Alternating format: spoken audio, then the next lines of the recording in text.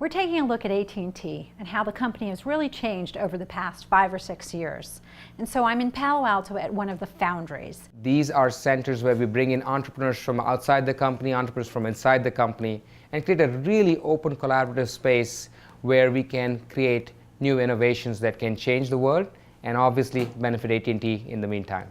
Now, this is one of 3 foundries, correct? That is correct. We do have a foundry in Tel Aviv in Israel, which is a real hotbed of entrepreneurial activity. And we also have a foundry in Texas, in Plano, which happens to be a lot of telecom innovation going on in that space as well. So let's talk about Palo Alto. What specifically are you doing here? Palo Alto, as you can imagine, is the center of the intellectual ferment that's happening as mobile devices, fast networks, cloud infrastructures come together. So what we're doing is opening up AT&T's network so all these amazing entrepreneurs in the valley can tap into those APIs, right, and pull that information to make their apps richer and more contextual for their users. You have, as part of the foundry, come up with this fast pitch approach. You're trying to improve the way that people interact with AT&T and the speed, right? Companies can come in and in like 10 or 15 minutes pitch AT&T on what they're trying to do, and we'll give them a very quick answer in terms of how they work with us. It's an acknowledgement of the fact that innovation is not just internal to the company. There's a tremendous amount of ferment going on outside. How do you bring them in to work with you? So give me an example. So we had a company that came up in Israel called Sunday Sky, and they had a really innovative way that if you could open up your bills to them that you sent, they could convert the bills into a video language and create a video to explain the bill. Right? In the past, first of all, this 30-person company would have never broken through. Okay. Secondly, when they could, they didn't have an easy way to work with us. We took this company and we integrated that with our Uverse bill, which is our TV product, our TV and broadband product. Right. And the first bill that comes from that is very confusing because you got a whole bunch of charges. And we used to get a lot of calls and customer dissatisfaction. We did a trial inside of the foundry with the APIs we exposed, and these guys dropped our first call rate like 30%. You also pair up not just with entrepreneurs, but you have close ties to the venture capital community here in Silicon Valley. We're trying to create a massive ecosystem to innovate on top of this amazing pairing that the platform that we laid down of mobile broadband. And the seeding funding happens from these venture capital firms.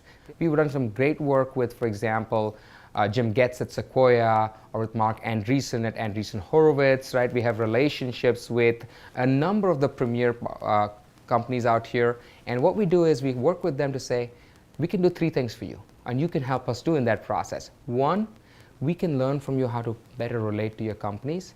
Secondly, you tell us, what are your companies trying to do, and maybe there are ways in which we can take them to market. Remember, we have a gigantic distribution channel at AT&T, right? Some companies can be used for internal things to just make our processes run better. So we think there's a lot of back and forth on this area. The other thing they can help us with is culture and mindset.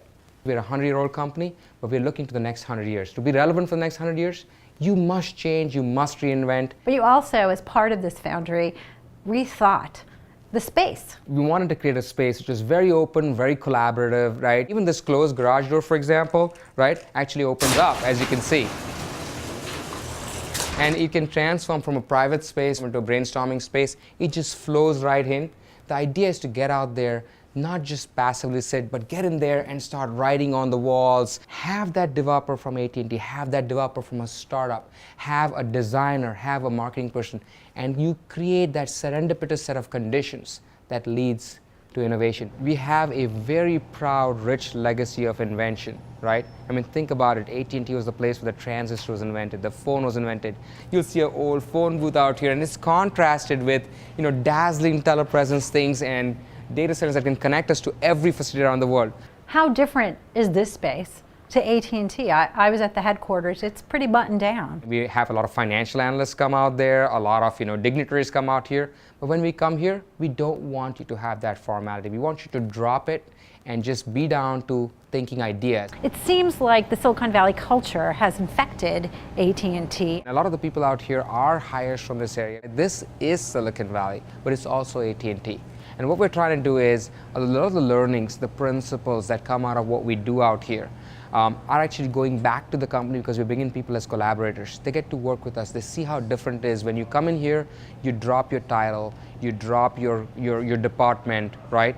And they realize, wow, when you work this way, it is more productive. We in fact even taken just recently, one of the things that Randall funded some time ago was AT&T University, a group that would essentially help change the company mindset in a formal way, not just informal way. You like to say that Foundry is a verb. Yes. Just having little places like this is not going to change the company. But we want people to embrace that mindset. So we want people saying, I want to Foundry that project. That's important to think out of the box, Foundry it.